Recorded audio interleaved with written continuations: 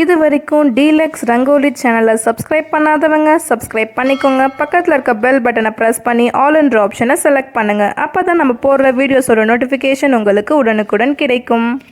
நம்ம போட்ட previous video டிஸ்கிரிப்ஷன்லேயும் மேலே ஐ பட்டன்லேயும் இருக்கும். அதை பார்க்காதவங்க ப்ரெஸ் பண்ணி பாருங்கள்.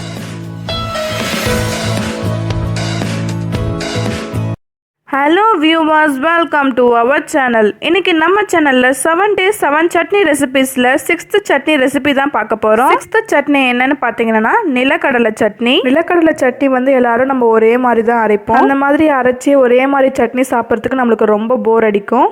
அதனால் ஒரு சேஞ்சுக்காக நீங்கள் இந்த மாதிரி ட்ரை பண்ணி பார்க்கலாம். இந்த சட்னி வந்து ரொம்ப சூப்பராக இருக்கும். இந்த சட்னி வந்து கொஞ்சம் வித்தியாசமாக சூப்பராகவும் இருக்கும். நான் இந்த சட்னியை எப்படி செய்கிறேன்னு இந்த வீடியோவை ஸ்கிப் பண்ணாமல் கடைசி வரைக்கும் பார்த்து தெரிஞ்சுக்கோங்க.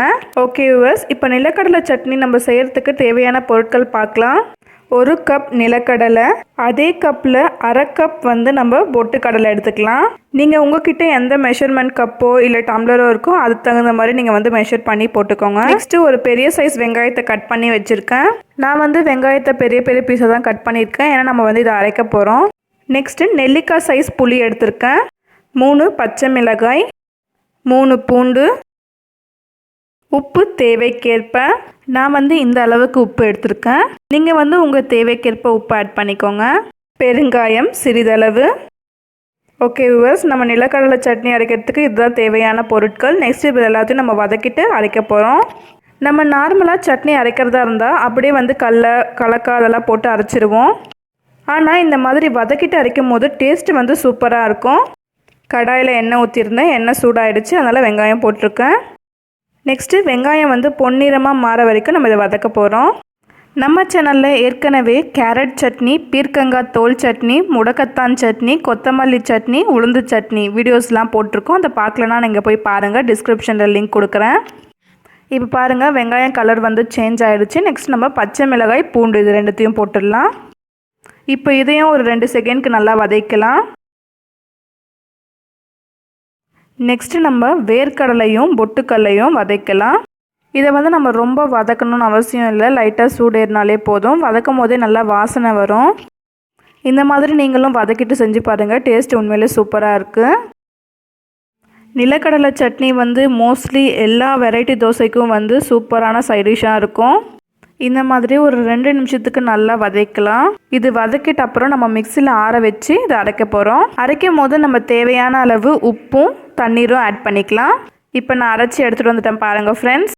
நிலக்கடலை சட்னிக்கு வந்து கார தோசை, கேரட் தோசை, இல்லை வந்து வெங்காய தோசை, கொத்தமல்லி தோசை இது மாதிரி நம்ம சைடிஷாக வச்சு சாப்பிடும்போது டேஸ்ட்டு வந்து சூப்பராக இருக்கும். நம்ம சேனலில் ஏற்கனவே கார தோசை, கேரட் தோசை, கொத்தமல்லி தோசை, முட்டை தோசை வீடியோஸ்லாம் அப்லோட் பண்ணியிருக்கோம். அதை பார்க்கலன்னா நீங்கள் போய் பாருங்கள். நெக்ஸ்ட்டு வந்து நம்ம சட்னியில் எண்ணெய் கடுகு போட்டு தாளித்து ஊற்றிடலாம்.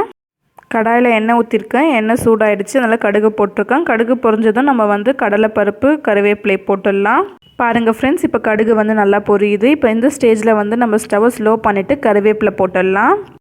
இப்போ ஒரு 2 செகண்டுக்கு இதை நல்லா கலரி விட்டுடலாம்.